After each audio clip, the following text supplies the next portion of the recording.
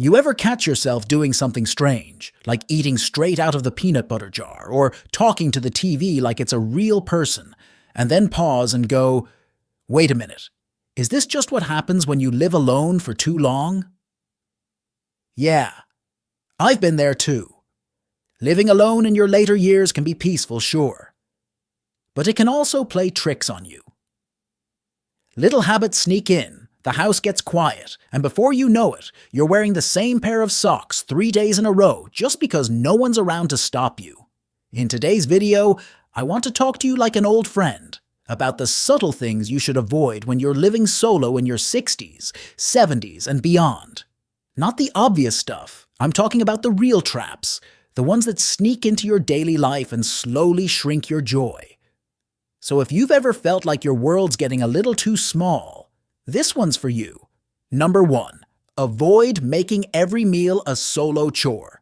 Let me tell you about my neighbor Carl. Carl's in his early 70s, widowed about 8 years now. Handy guy, used to be a carpenter, can build a rocking chair from scratch, but put him in front of a stove and he acts like the thing's about to explode.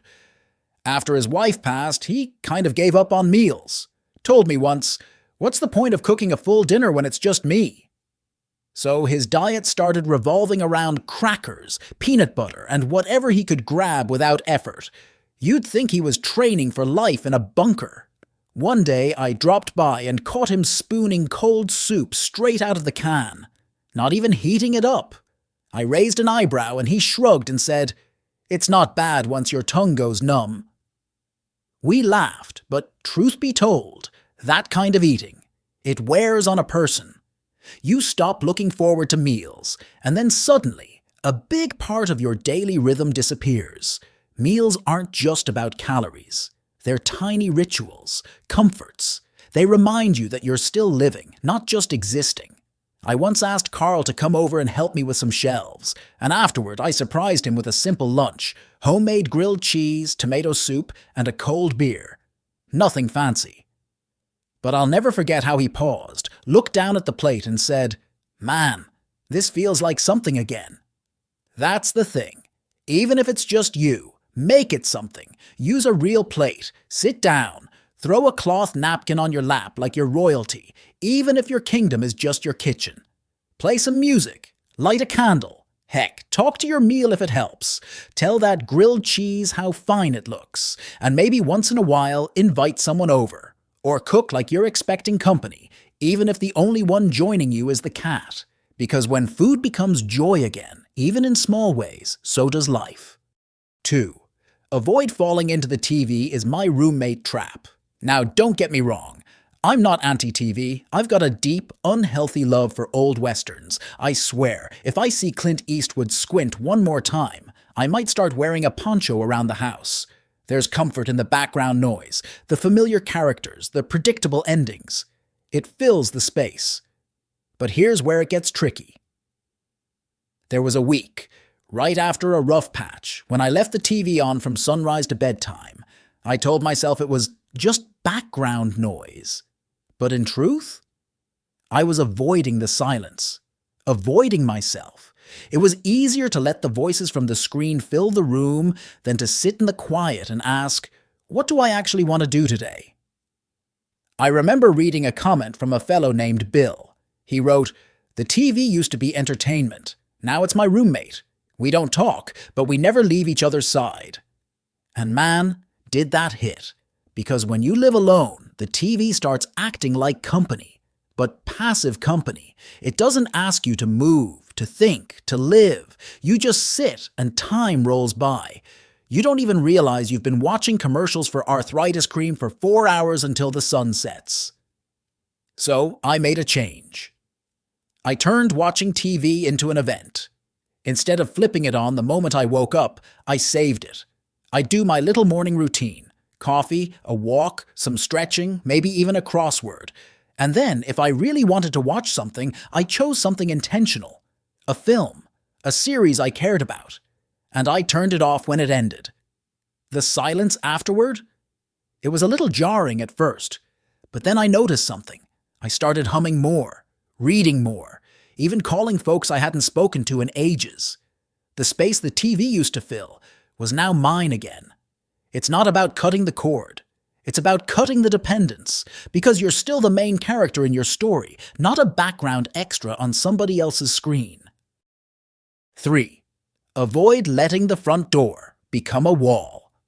Let me paint you a picture. There's this house down the block, white fence, overgrown roses, the kind of porch that begs for a rocking chair and a pitcher of lemonade. Belongs to Mrs. Dottie, 81. Lived there for decades. After her husband passed, she stopped coming outside. At first it was winter, then a sore knee, then, well, it just became her routine to stay in.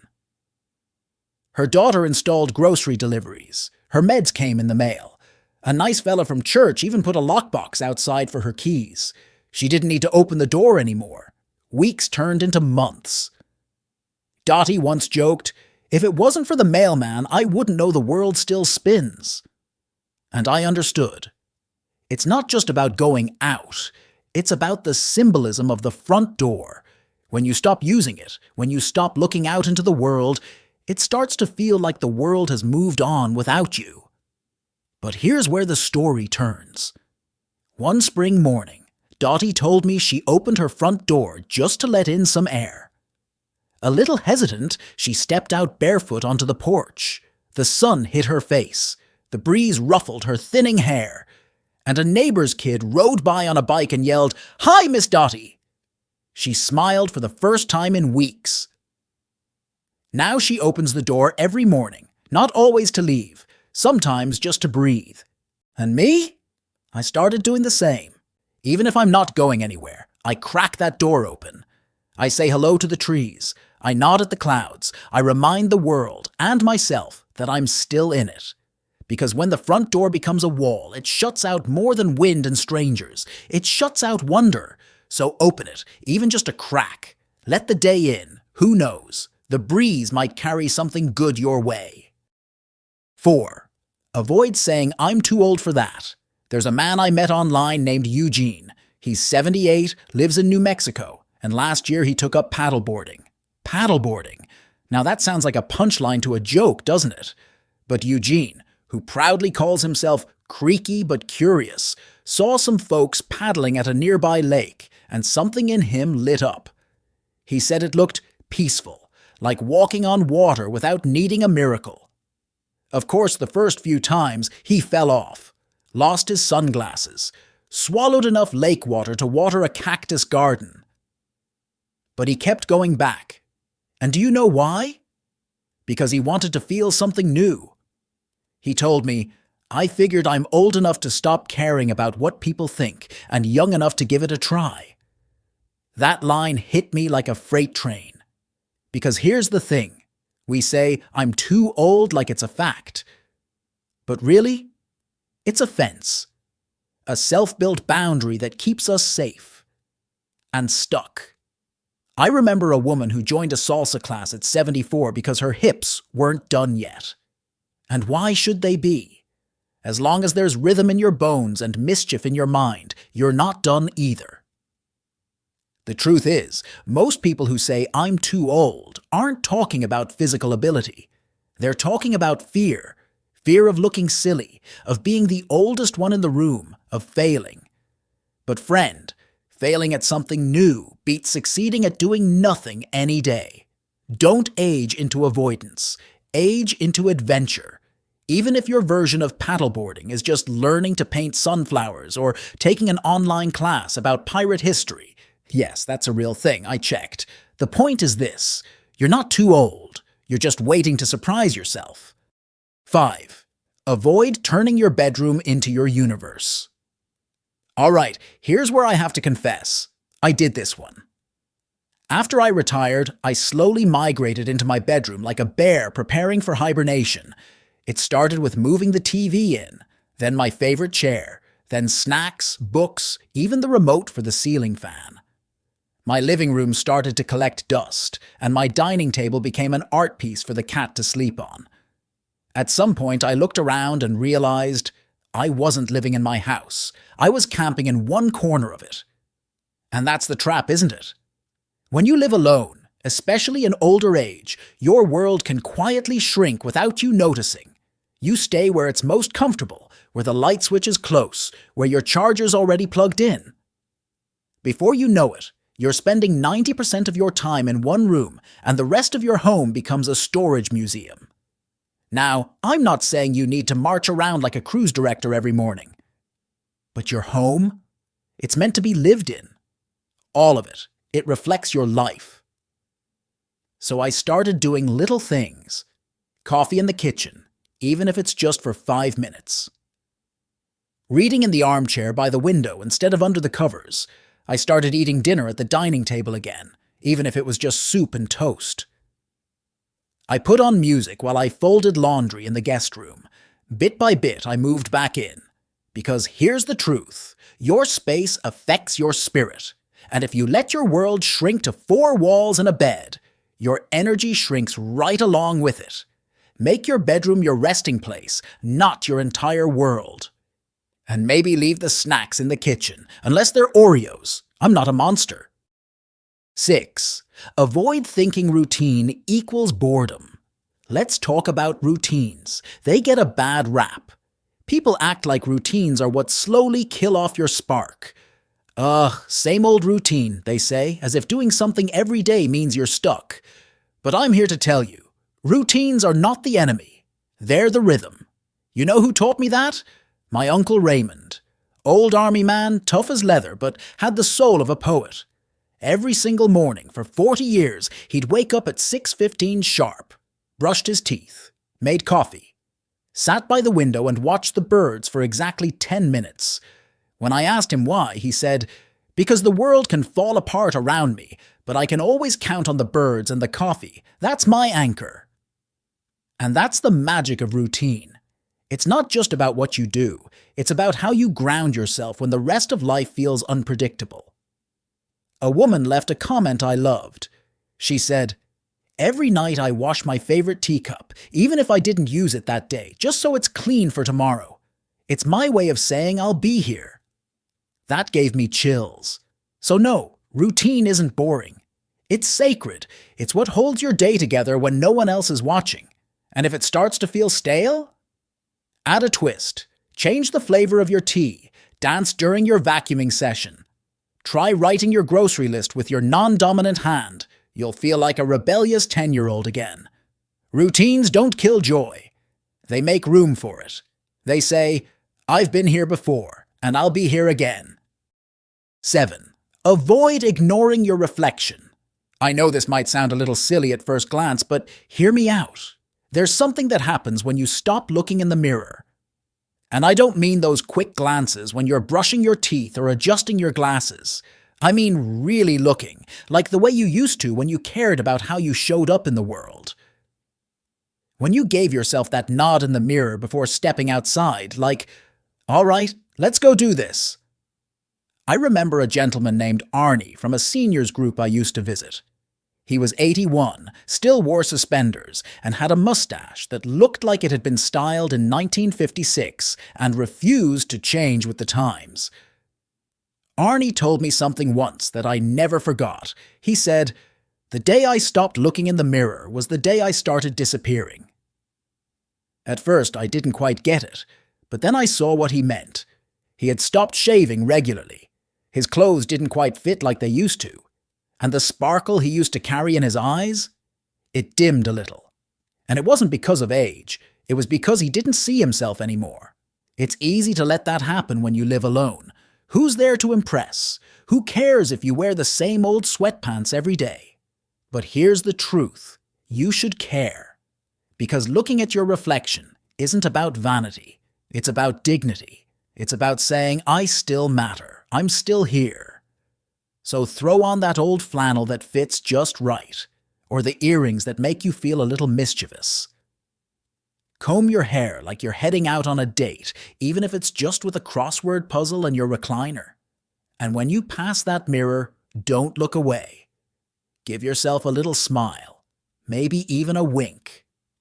Because that face, it tells a hell of a story, and it deserves to be seen. 8.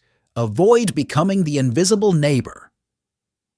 There's a man on my street, Mr. Howard, lived there for years. Nice little brick house, green shutters, mailbox that squeaks when you open it. For the longest time, I didn't know a thing about him, and neither did anyone else. He kept to himself, didn't wave, didn't sit on the porch, didn't come to neighborhood gatherings. His lights were always on, so we knew he was alive. But he may as well have been a ghost. Then one summer day, the power went out on our block. I walked around to check on folks and figured I'd knock on Mr. Howard's door just in case. He answered in a bathrobe with a flashlight and said, "You're the first person to knock in years." That hit me like a punch to the gut. Turns out he thought we didn't want to bother him, and we thought he wanted to be left alone.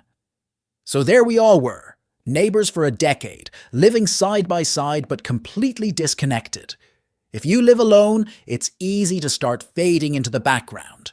You stop initiating, you stop waving, you start thinking, I don't want to be a burden.